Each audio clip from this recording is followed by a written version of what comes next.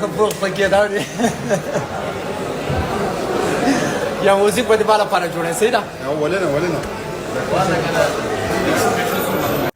قدرمن دوستانو دغه کوم ویډیو چې تاسو په سکرین باندې وکتله په دې ویډیو کې ښکاري چې افغاني هلک لا کرن خان سره ډیره زیاته بدتمیزي او بدکار کوي. که تاسو په یاد وي څو ورځې وړاندې کرن خان یورپ ته تللی او هلته یې په اروپا کې د لندن په ښار کې پښتنو ته د سندرو یو کنسرت جوړ کړی و. د همدغه کنسرت په شروع کې یو افغانی هلک ورځي او له کرن خان سره یو ټیک ټاک ویډیو جوړوي. کله چې دغه ټیک ټاک ویډیو جوړوي نو په همدې ټیک ټاک ویډیو کې دغه افغانی هلک کرن خان ته ډېرې بدې او سپکې خبرې کوي چې همدا خبرې په کرن خان بدې لګیږي او دا همدغه سپکو خبرو له وجې نه کرن خان هم له همدې ویډیو څخه تللی دی او همداسې دا هلک پریښی.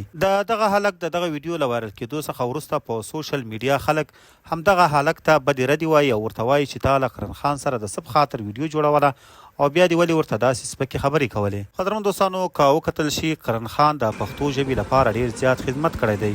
په پښتو ژبه کې PhD کړې ده او د پښتو ژبې لپاره ډېرې قرباني ورکړې دي. نو موږ باید همیشه د خپلو ادیبانو او دا ډول سندرغاړو او هنرمندانو عزت او احترام وکړو او نه خدای مکړه ورته داسې سپک او خرابې خبرې وکړو. قدرمن دوستانو دغه افغاني هلک چې کرن خان ته کومې خبرې کړي تاسو یې په اړه څه نظر لرئ؟ خپل نظر مو راسره په کمنټ کې خامخا ولیکئ او د نورو داسې تازه او معلوماتي ویډیوګانو لپاره پښتون ټایم یوټیوب چینل همدا اوس سبسکرایب کړئ.